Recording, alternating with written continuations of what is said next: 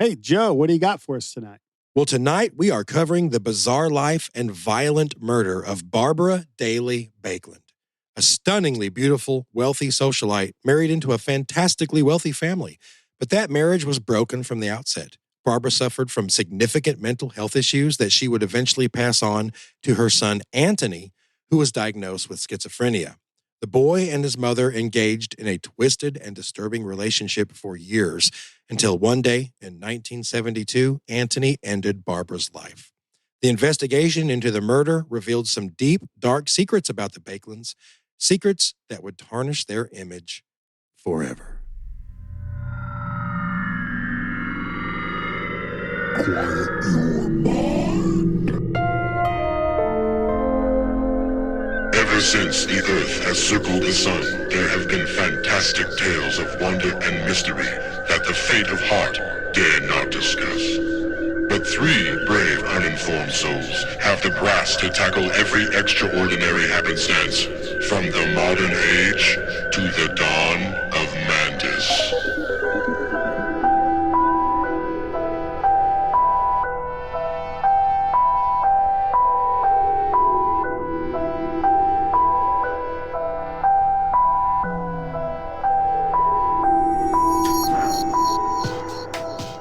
Welcome to Dawn of Mantis, true crime, mysteries, and more. I'm Ivan with Joe and Sam. We're back after a little bit of break. You guys glad to be back? So glad. Very glad. Yeah. I've been just itching. Itching. Yeah. Like I've been going through podcast withdrawals. Like, man, I don't even have anything to edit. Yeah, we even did an update on a local case, so you have to check that out. Mhm. Maybe go back or forward one episode, depending on how it all shakes out. Mhm. So yeah, glad to be back. Brand new old case. Old cases are, 70s. It's not super old, but pretty old. Old enough. Depending on who you talk to. Yeah. This one was, I have a piece of paper that I keep in my desk, and it has anytime a potential podcast subject is suggested or I see it somewhere, I'll just jot it down. So I got like 75 little things jotted down. This was a name. Sometimes I'll just pull that piece of paper out and I'll just slam my finger down. And this time it was on Babara Daly Baekeland. Oh, okay. And I was like, okay. all right, we're covering you. And then I forget, like apparently I wrote this down. It meant something a few months ago or a year ago. And then when I look it up, I'm like, sweet Lord, this is crazy. Why haven't we done this yet? Yeah, this was a good one, guys. It's very twisted. So I like to say a good, bad one. Yes. Okay. Well, let's get into this if we got nothing else. Well, Babara Daly was born on the 28th of September in 1921 in Cambridge, Massachusetts. She spent most of her childhood in Cambridge. Her parents, Frank James and Nina Daly, both suffered significant mental health issues. Her mother played the role of wealthy socialite, and her father, Frank, was a successful industrialist, at least until he lost much of his fortune during the Great Depression. He never financially or mentally recovered. And on January 12th, 1933, Frank parked his car in the family's garage, closed the door. No. You know it. Oh, man. He sat in the idling vehicle until he died from carbon monoxide poisoning. Now, it was Barbara, little Barbara, who found him. Oh, no. She was just 11 years old at the time. Hmm. After his suicide, Barbara and her mother left Massachusetts for New York City, where they set up residence at the Delmonico Hotel in Lower Manhattan. So they're loaded, obviously. Sure. Yeah, if you can live in a motel, I think you're doing pretty good. Especially the Delmonico in Yep. Lower Manhattan. The first thing you'd notice about Barbara was her beauty. As she progressed through her teenage years and into her 20s, she became quite stunning to look at. And I got to say, I looked up pictures of her. There's one certain picture of her. I'll put it on the socials before we post this episode. Dude, I low-key got a crush on this girl. Crushing on it. Oh, she's absolutely gorgeous. There is no kidding. And I'm not talking like, she's gorgeous for the 40s. You know, that they had a different thing where you had to have pasty white skin and your hair was a certain way. No, she's just gorgeous at any time. Just absolutely gorgeous. Transcends all genre or decades. Yes, both of those are yes. Genres and decades. Yeah. I might add. She was gorgeous, man. The second thing you'd notice about Barbara was her intelligence. She was witty and sharp, ambitious, and determined to capitalize on her good looks. She saw New York City as the catalyst for a modeling career and was soon one of the most sought-after girls in the city to pose for paintings and high-fashion photo shoots. She even appeared in publications like Vogue and Harper's Bazaar. In the early 40s, Barbara was named one of the 10 most beautiful women in New York. Which is crazy, a lot of hot girls in New York, see? And to be one of the top most 10, my God. You can finally do that voice. This is the exact time frame. It's been a month since I've done that voice. So yeah, Barbara was truly the benchmark against which most other women measured themselves. But even during this early period, Barbara's mental health issues were manifesting. She began to privately see a psychiatrist named Foster Kennedy. Although he was a professor of neurology at Cornell University and president of the American Neurological Association, Kennedy was also a proponent of electroshock therapy and a supporter of eugenics. He advocated for the sterilization and even euthanasia of unfit children, in quotes, a position for which he later came under heavy fire. Well, yeah. I would hope so.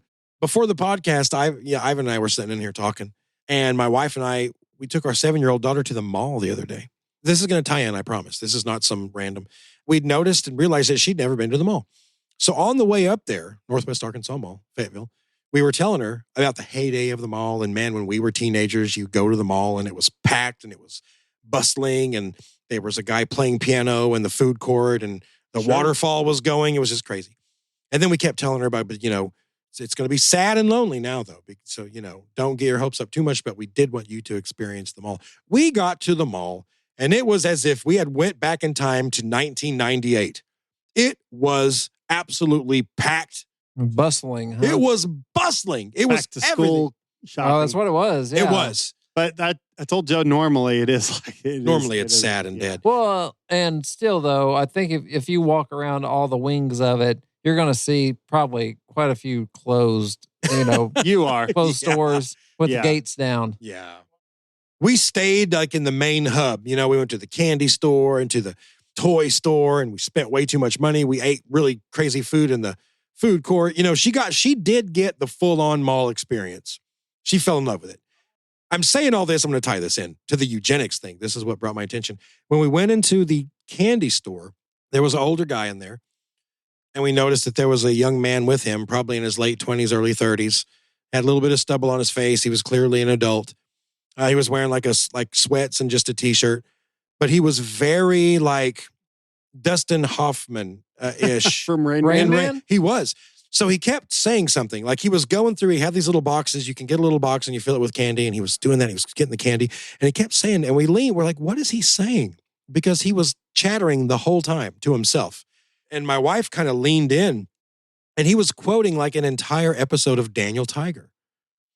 Huh. So we like lean in, and he's like, oh, don't go there, Daniel Tiger. You never know what happened. Come here. Look, today we're going to do this. Oh, my goodness. Mr. Bill, I haven't seen you in forever.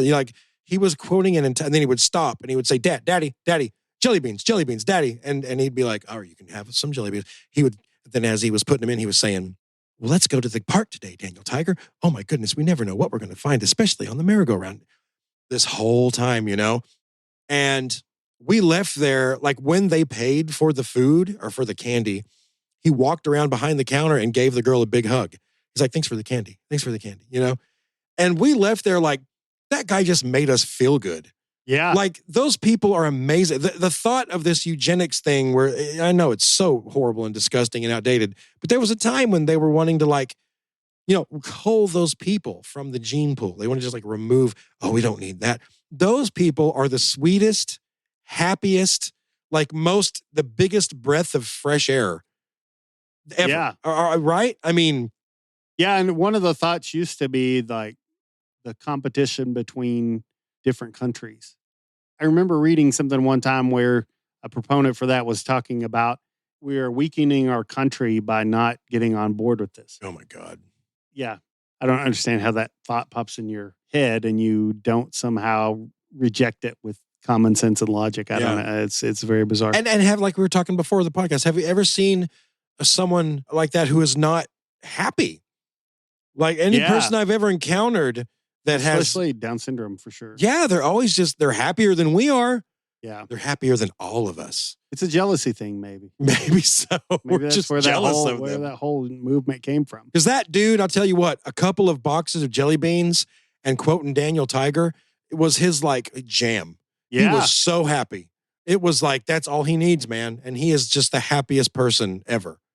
You know? We can have everything we want and throw a fit about that it won't load right. Right. And I'm talking about myself. Like, yeah. you know, this thing that I've wanted forever, like, but it has this little glitch that I know I'll figure out. But it's like, oh, the world's ending. Yeah.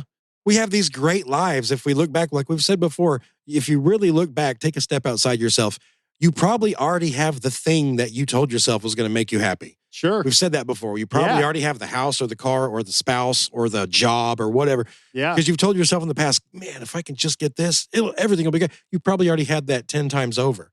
I like to try to think about old bosses. It's some bad old bosses.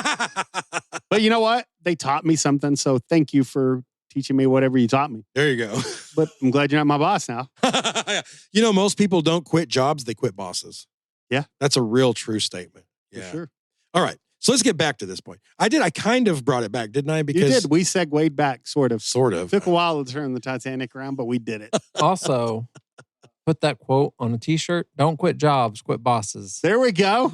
Yeah, that's right. Dash Joe. Because you know what? Those bosses quit you already. No, that's too long of a quote.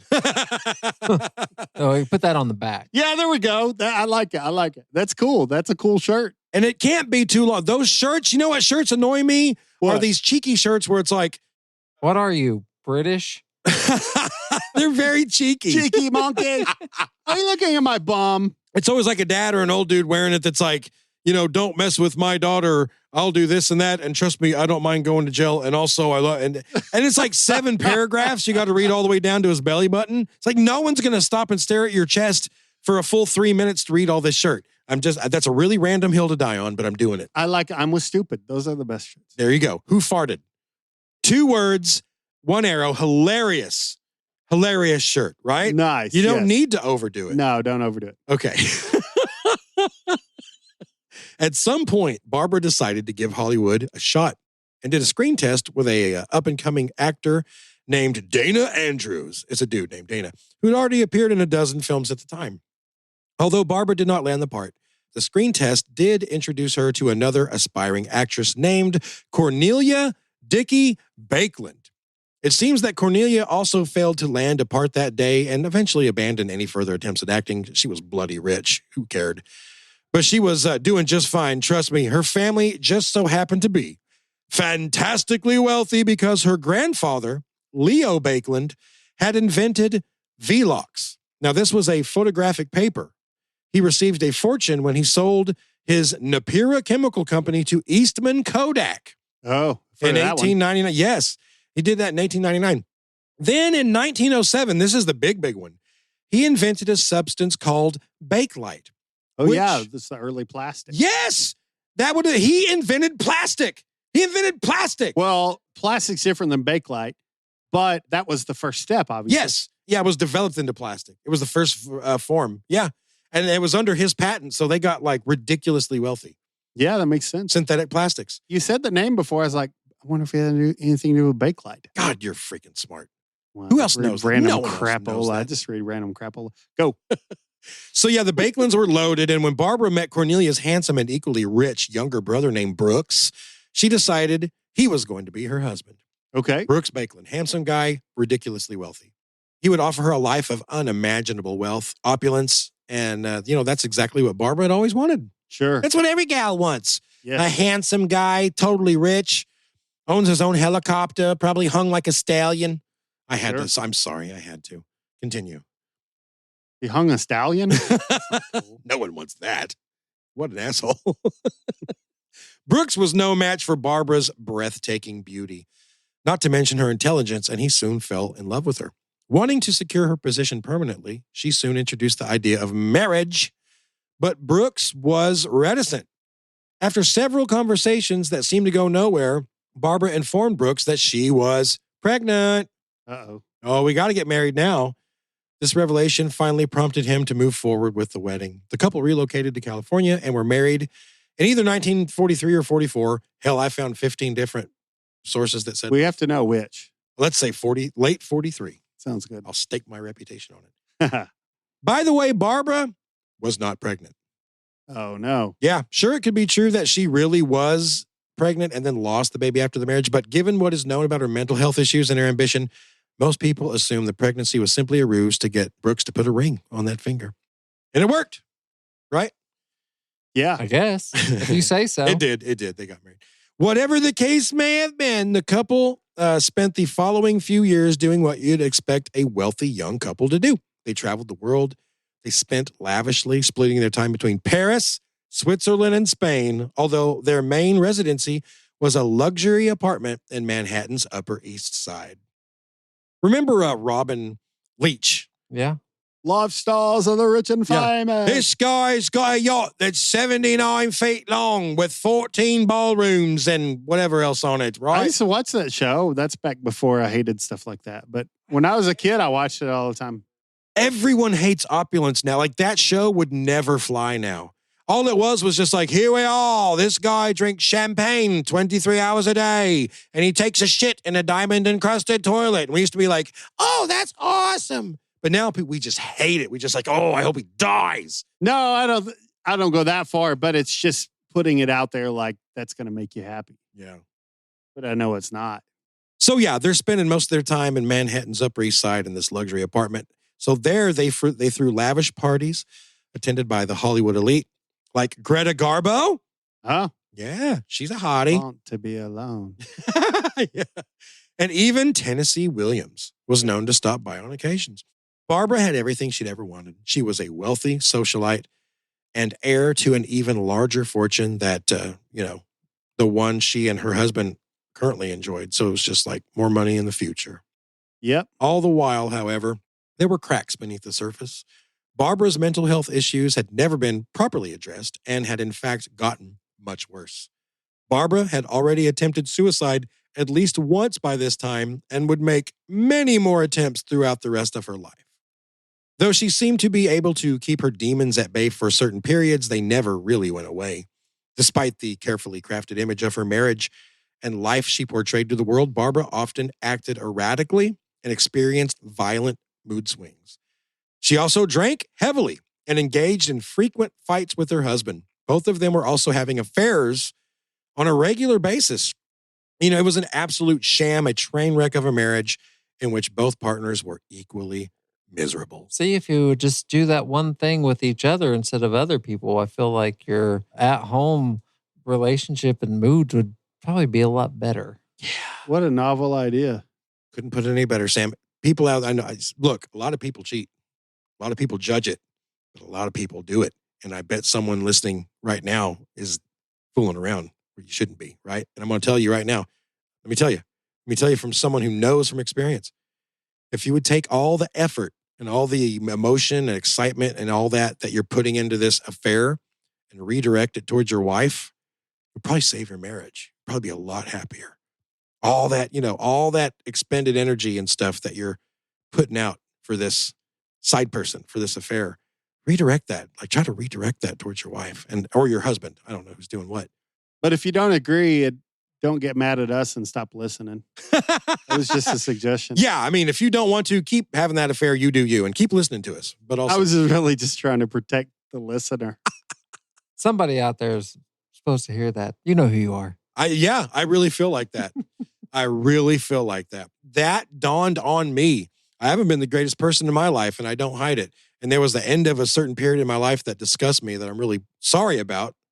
And I literally said that. But you know what?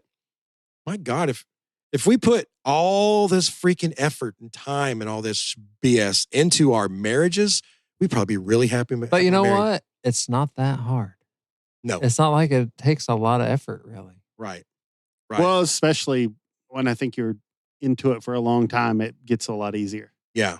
Because they know you so well. So when you do something where you're showing effort, they can see it pretty quickly. Yeah. Mm-hmm. And it could be something random where it's like, well, I'm going to straighten up this thing tonight. And I don't normally do that. Yeah. I mean, that's a little thing. Yeah. I feel like that's what makes a marriage. I'm going, next month will be 17 years for me and Jess. And you and Jan have been way longer than that. You're in the 20s now. Yeah. 25, 20 something. No, not quite there. But Okay. 23. Okay. So, there was this comedian, I can't remember the name of, but there was this comedian on TV the other day that, like, his whole ruse, he was talking about marriage. And his whole shtick was just like, marriage is hard. It's so hard. The other day, this. And like Sam said, I'm like, it's not that hard. No. If it's really, really hard, don't know if you're with the correct person. If it's, we've all known like this couple, it's like, God dang, like Jim and Sherry they've struggled for 12 years. Like they're always struggling. Maybe you're not supposed to be freaking married. If you're constantly struggling, maybe someone else needed to hear that. Look, if you're constantly struggling, I don't know. Well, which in some way can take it back to what brought us into this, the two of them having affairs with other people. But you know what? Like, get out of that marriage first and then do that. Yeah. Don't stay in the marriage, be miserable at home and have all those problems at home. Right. And be cheating on each other with other people. Just get away from that person and then go and do that. Yeah. Didn't mean to turn this into a relationship podcast or anything. Well, welcome to Love Line with Dawn of Mantis. Yeah, there we go. I'm telling you this, if you go to AA or some drug rehab thing, do you want the guy hosting it or your teacher to be a dude that's never touched drugs? No, you want a guy who's been through the trenches. So, I've been through some trenches. I can talk about this stuff. I might do a side podcast that's just about this stuff. Listen to me. Are you saying marriage is trench warfare? Is that what you're saying? Sometimes you call a truce to come up and drag the dead away. And then sometimes you're throwing grenades to that other trench. It is kind of like that sometimes. But listen, you have to put your own ego aside and you have to realize this whole thing is just you and her. This is funny. This came up and I'll just say this real quick.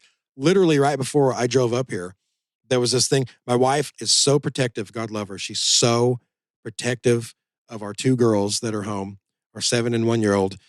It's to a point we battle about it because she's overprotective. I feel like maybe she's not.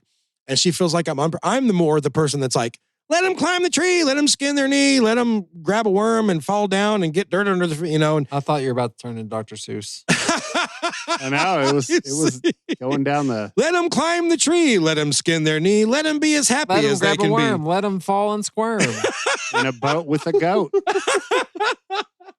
But I'm the one that's more like, they'll be all right, Sure. But also that's not great, right? They do get hurt more with me. I'll bring Graceland home and my wife's like, she has a scab, she has this big thing on her knee. Well, we kind of tried to, climb over this thing. And anyway, I said all that to say, I did a thing with one of the girls that the wife wasn't a fan of, she's like, that's dangerous. And I was like, it's fine. And so we kind of butted heads on that. And I got super mad and I left. Of course, I was supposed to leave anyway because I was sent to the store to buy breadsticks. So it wasn't, I was just like, screw you. And I just peeled out.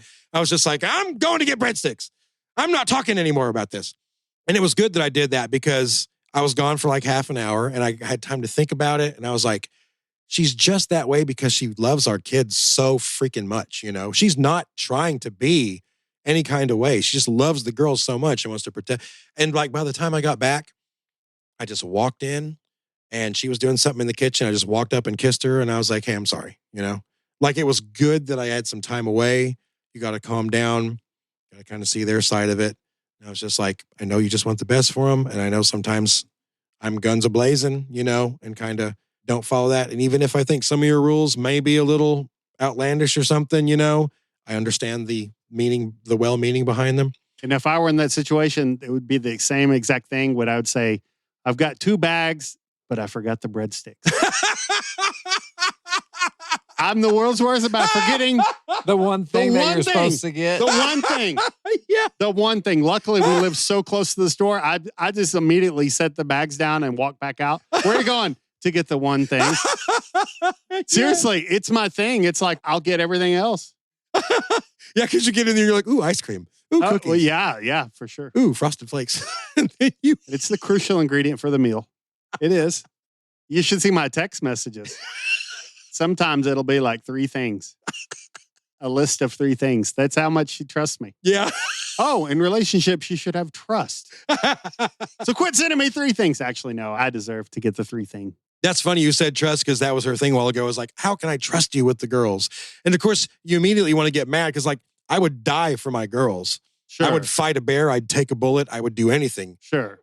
All right, so I'll get off the marriage advice thing, but I just said all that to say, my initial reaction was like, how dare you I would do anything for my girl, but you just got to calm down and see their side. Think about it for a little bit and just call into Dawn of Mantis for all relationship advice from now. 4174-MANTIS. It's free. It's free advice. Sometimes we should pay you to take it. Anyway, I'll show. Anybody else? Anything? No? No, right. I got nothing. I got no advice. Let's move on. So, a curious but common phenomenon happened that I will never understand. I hope you remember where we were in this. So often, couples in the midst of a shit show relationship or financially destitute will think, hey, let's bring a kid into this fresh hell we call a marriage and subject them to all our issues and baggage. So yeah, in January of 1946, Barbara discovered she was pregnant for real this time. For reals. On August 28th of that year, she gave birth to a boy she and Brooks named Anthony. So it's no shock that Barbara and Brooks, they were not ideal parents. Really? Yeah. You mean having a baby just didn't completely change everything? I've seen so many cases, and I'm not going to name names, but like where a douchebag will have a baby, he's still a douchebag. Like, did you think he was just going to become a upstanding, awesome dude, like a great father or pillar? No, he's just a douchebag with a baby. Let's move on. Her mental health seemed to be worsening by the day, and he seemed to retreat, Brooks, that is, further into his own world. In short spurts, Barbara would smother her son in love and affection, but then that was followed by her totally abandoning him to the care of servants for days or even weeks. Wow. Sure, Anthony lived a privileged life, skipping around the world from luxury hotels and lavish villas to upscale mansions, especially up until 1960, when he was 14, after which the family seemed to settle mainly in Paris. The Baekelands only drove the newest and nicest cars, only wore the finest clothing, only ate gourmet meals, and rubbed shoulders with the elite. But all that is worth absolutely nothing if there's no authenticity at the core, no love or sense of stability. Without love. Right? That's good. That's yeah. It's a great song. We haven't sang a song in like a full 6 minutes, so that's good. Little Anthony may have been raised in sheer opulence, but his environment was every bit as toxic as it was privileged. And he seemed to inherit all the mental instability and baggage his dysfunctional parents had to offer. Poor kid. We can imagine the kid watches any movie that's like, family based, He's going to be like, hey, that ain't how it looks around here. Well, that's weird. Yeah, that's weird. Yeah. Imagine if he watched the Waltons or something. Yeah. Yeah, Leave It to Beaver. Yeah. Here's the thing, little Beav, when you use a swear word. Yeah. Now, the most important thing you have to your life is your reputation. And if someone hears you saying something that Jesus wouldn't want to hear, then what are they going to think about you? Oh, you're right, Dad. I sure don't want to use no swear word. Yeah, he's probably like, wow, my parents drink and have affairs right in front of me. Yeah. My mom throws champagne glasses at my dad all the time and I don't screaming remember fits. Wally and the Beeve talking about that. Yeah. At yet another of the Baekelands' extravagant parties in their Paris apartment, this was sometime in the early 60s, Brooks met the daughter of an English diplomat and soon began to have an affair with her. Okay. Within a few months, Brooks told Barbara, hey, I want a divorce. I got this younger bird, see? I don't know. No doubt to pursue his new relationship with the diplomat's daughter, who was much younger. I think she was like 15, 20 years younger than him. Barbara did not take the news well and, to say the least, responded by making yet another suicide attempt. Now, by the way, once you're at like 9, 10, 11, 12 suicide attempts, are you attempting that hard? They always say, see if they have a plan of action. Like, how are they going to carry this out? I think that's when it's getting real. So, yeah. This is something I've read before. So, that's tough. I mean, You don't think it's just like she's just being dramatic? no, I totally think it is. But I mean, you just have to gauge it based on that. But yeah, totally. Yeah. I mean, these people are basket cases, obviously. Oh, yeah. Like, to go back to that really terrible time in my life, I was going to a therapist. And I could tell, like, there's a line, like you said, the plan thing. Like, she was talking to me about that. And she said, has that ever crossed your mind? And I was like, oh, every 10 minutes at the time it was. And she was like, oh, do you have a plan? And I like laid out, oh, yeah, I'm going to get, shit-faced drunk on wine and go to this certain place and make a noose and hang it from here. And I'd like laid out this whole thing. And she was writing stuff down really fast, And I'm like, I'm going to get myself committed maybe. And so I kind of backtracked and I was like, well, I just Not really, though. I thought about that, but never. And she's like, you never would. You don't think you would? And I was like, whoa. No, I backtracked out of there because I'm like 3 sentences away from a straitjacket here, I don't want to do that. And so, as soon as she wrote down liar.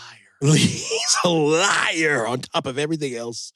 Yeah, if you start laying out a plan, man, they start writing stuff down on their notepad and then they grab the phone and make calls. So I had to backtrack out of that.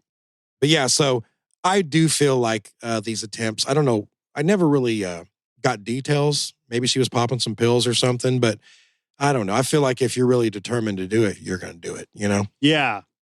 All right, let's move on from that. Following this, Brooks ended the affair and remained with his troubled wife. Okay. Yeah. Meanwhile, Barbara continued what was becoming totally unhealthy and bizarre relations with her son. All right, so before we started this podcast, I looked at Sam and Ivan and I said, hey guys, it's going to get weird. We thought you were joking. I was not. I said, in 340 episodes in 7 years almost, I don't think we've covered anything specifically like this. Oh, no. So here we go. This gives really strong Norman Bates vibes, like, a boy's best friend is his mother, right? Mm. Only in this case, the mother was equally disturbed. So like Barbara, Anthony was highly intelligent and made excellent marks in school. Although socially, he was incredibly awkward and withdrawn. He was also very sensitive and spent much of his time lost in a self-created fantasy world. His concerned teachers suggested to the Baekelands that they have their son undergo a psychiatric evaluation, which they agreed to.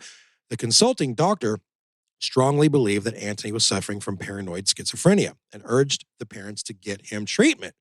Brooks refused, and Barbara chose to try to explain away her son's disturbing behaviors with various far-fetched excuses. Which makes me kind of angry because sometimes you would think a family would say, no, we don't have the money for that. But obviously they did. Well, so why not? Yeah. Are they somehow admitting they're not good parents? I mean, at that point, you got to be beyond that and say, well, who cares if we are? We got to do the right thing in this moment. Yeah, they were trying to I think they were afraid of what the optics would be if the Baekeland son is undergoing psychiatric treatment. They were embarrassed. Sure. I mean, you could be careful and maybe no one would ever know. Yeah. Yeah, like back then in those days when your young daughter would become pregnant, all of a sudden, oh, well, where's Sarah? Oh, well, she just went to study abroad for 9 months, They would just send her somewhere else to do that. Something like that. 9 months, exactly. Yeah. Her finishing date for school. Yeah, her finishing.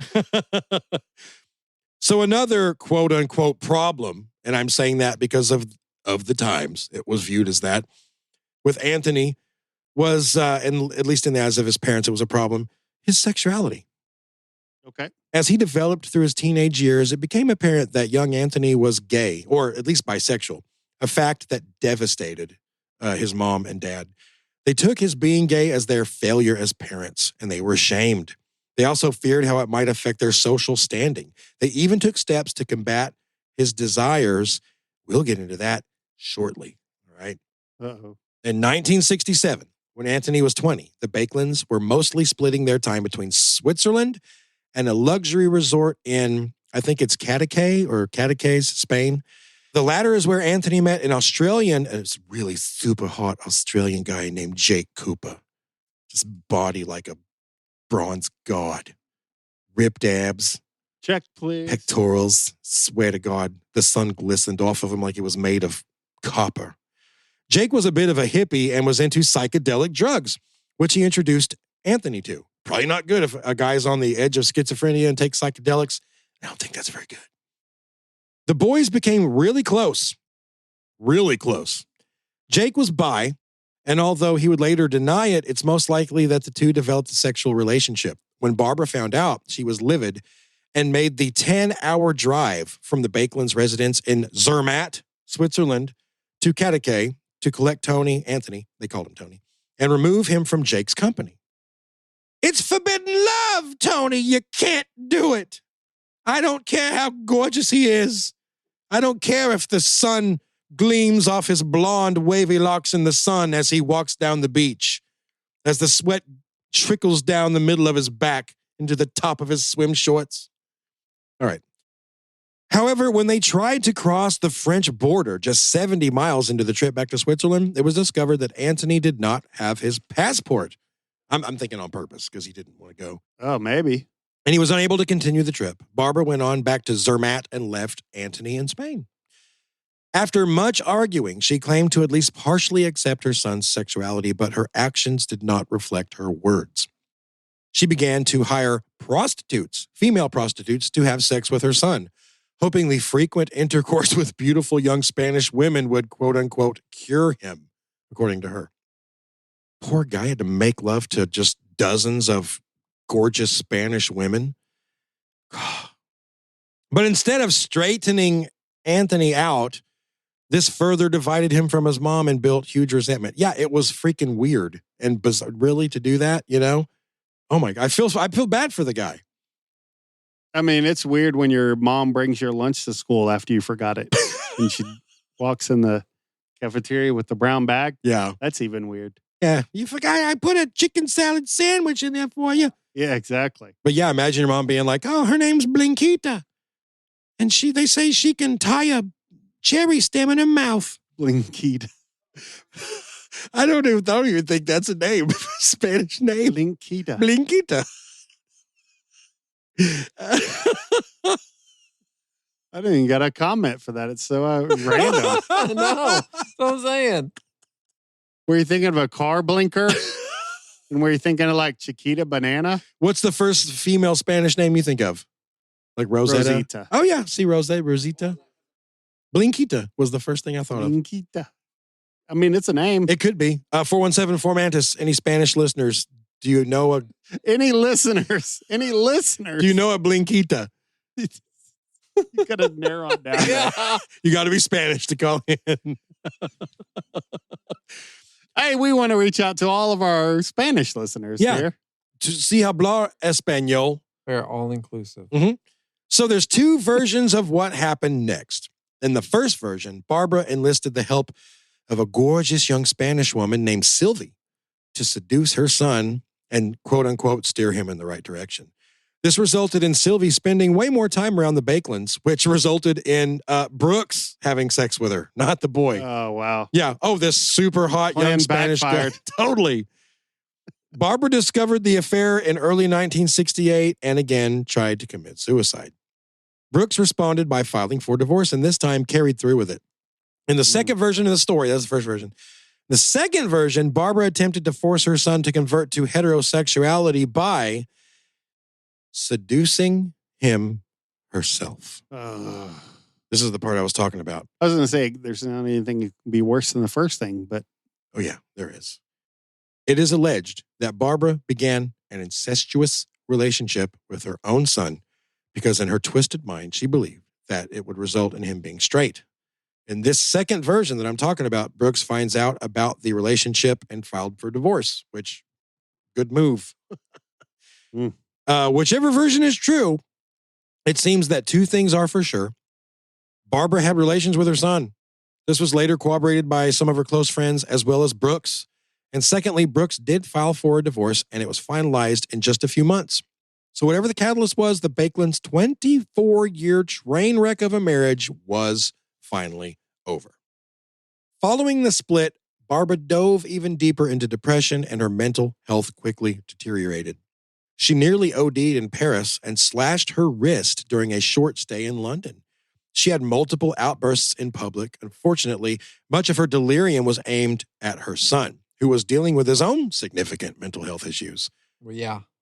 Barbara almost became obsessed with him, spending most of her time hovering over and monitoring his every move.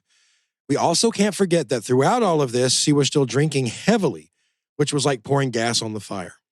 The Baekeland household was now just Barbara and her son, a highly toxic environment with two very sick people feeding off each other's paranoia, locked in a downward spiral. That's not good. No. As a result, the once quiet, meek Antony became unpredictable and violent. In July of 1972, as the pair walked out the front door of their penthouse at 81 Cadogan Square in Chelsea, London, Antony attempted to throw his mother in front of a passing car. He was a small, frail little guy and wasn't quite strong enough to successfully shove her far enough into the road, but the fact that he tried to do it was basically attempted murder. So at least that's the way the Metropolitan Police viewed it. They arrested Anthony for attempted murder. However, Barbara refused to press charges and demanded her son be released. After a short stint in the Priory, which is a psychiatric hospital in southwest London, Anthony returned home to Mama. I mean, it was just a perfect recipe for all things to come, really. Yeah. I also always think this pressing charges thing, there's just been too many times talking about stuff where, say there's all kinds of witnesses and the cops know that he threw her out in front of a car. I mean, can we not supersede some of that crap? And We just should. not, would you like to press charges? We know for a fact that he tried to murder you. So you know that what happened. Mm-hmm. But it's up just to another human. So, I mean, it's not legal for somebody to do that. So why can that person supersede the law and say, well, I don't want to press charges? Right. You know, I see whenever they're like the only witness because they actually have to do something to help convict. But I mean, in that case, There were I don't witnesses. Okay. So that's why I think that shouldn't exist. That doesn't make any sense. Yeah. I didn't put it in the notes, but Barbara's, like, one of her really good friends was there and I think stepped in and helped grab her. Anyway, there were people there. Yeah. It's always kind of bugged me. Following this attack, Anthony underwent regular psychiatric visits, finally. And the doctor in charge of his care became so concerned with Anthony's condition that he felt it very possible Anthony was capable of murder.